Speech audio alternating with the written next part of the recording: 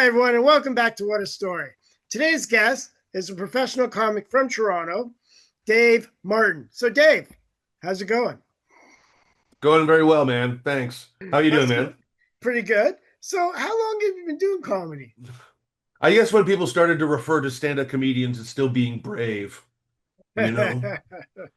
Yeah. Now I'm All right. like, man, I don't know if people still see us as more for to get up on stage and talk jokes. Yeah. But It's but yeah, I would say yeah, the mid late '90s is when I started. okay. Um, and have you released any albums or anything? Well, you know what? I have there's three bootleg, and I only call them bootleg albums because I literally took the audio from like a 45-minute set or a 30-minute set, and I put that straight out onto a CD. So they're not professionally mixed. So I have like three of those, and then there's one album called Damage is Done from I think from 2019, I think it is. And then I released one called Area Resident back in 2023 or 24 maybe. Yeah. Yeah. All right. So, Dave, what's your story? So I'm UK. It's around 2014.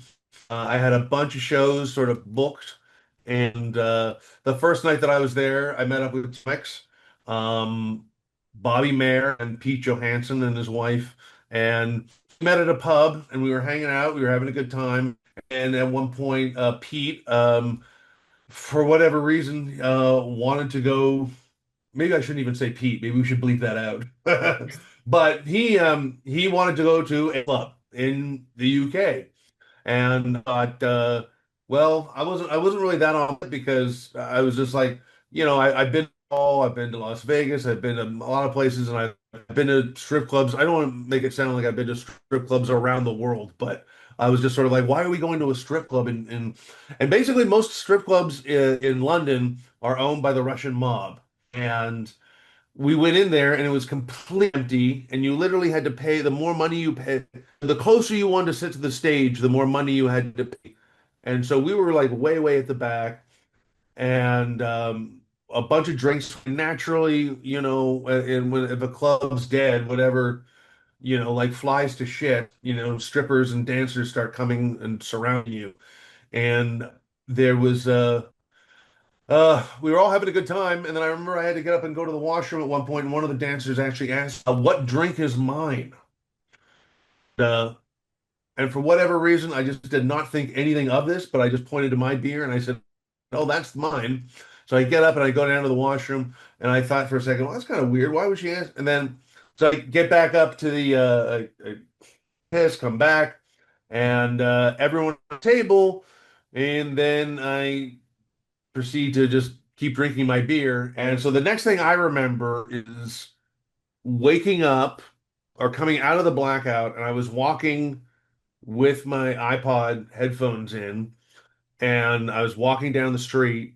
I was in Soho, which a quite fine, but not.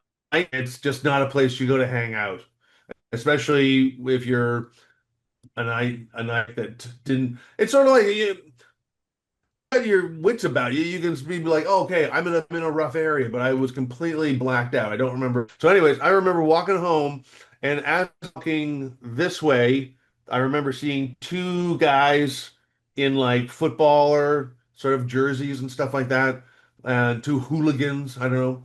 I didn't get to know them, but walking this way, and they were walking this way, and one of them pointed at my, and I just bought a watch that day.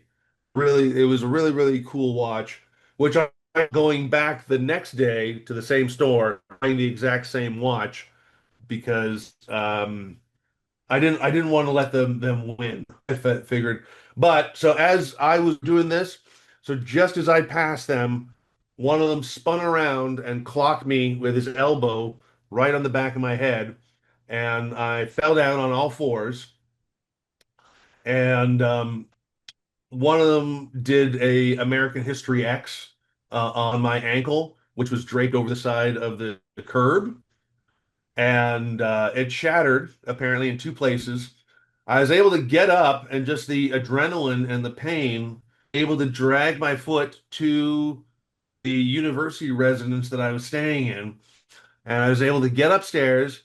I passed out, and the next morning I woke up, and the first thing I thought was like, "Oh my God, what a crazy dream I just." And then I tried to sit up um, in bed, and my foot touched the floor, and it was completely black, like a yellow color, and and then I was trying to put what happened back in my own head. And I called an ambulance. I went off to the hospital. They gave me a half cast, and they couldn't give me a full cast because if you fly in a plane on your way back home and you have a cast on, you can get a blood clot really easily, and in a just from the altitude and having a cast around your ankle. So I only had a half cast, and then I ended up talking to a police detective, and of course I tell her what had happened, and as soon as I mentioned she immediately goes, "Oh, why were you there?"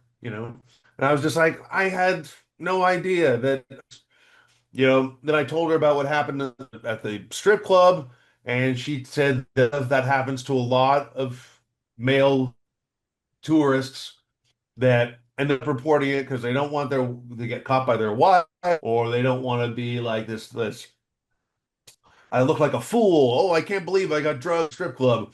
But anyway, and so uh, I had so basically I had to cancel the rest of the shows that I had because everybody started like, "Oh, you still should those," but I could not get around England. But I have not been back since to do shows, and I still do not wear headphones at night while walking on my own. And every once in a while, I can make my ankle crack really just from. But since that time in the UK, I've learned to refine or be much more aware of my surroundings, I should say. Oh, okay, cool, Dave. Thank you for the story. If people want to find you on the I internet, I wish it was more filled with more laughs. yeah, But yeah, that's the story of me getting my ankle broken in the UK. I'm sure I'm forgetting some details, but that is it. and if anybody wants to find you on the internet, how would they find you? My website, which I'm sure every comic says this, that I need more work into. But my website is daveworld.com. I believe I'm on Twitter at Dave Martin World. And I'm old, so I still use Facebook quite a bit. And then there's comedian Dave Martin is dealing with it, and comedian Dave Martin is on Instagram.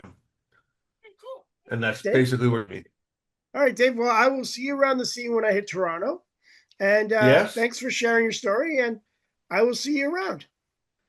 All right. And if someone asks you which drink is yours, just pick up that drink and take it with you. Okay. Yes. All Yeah. right. See ya. Okay, man. Take it easy.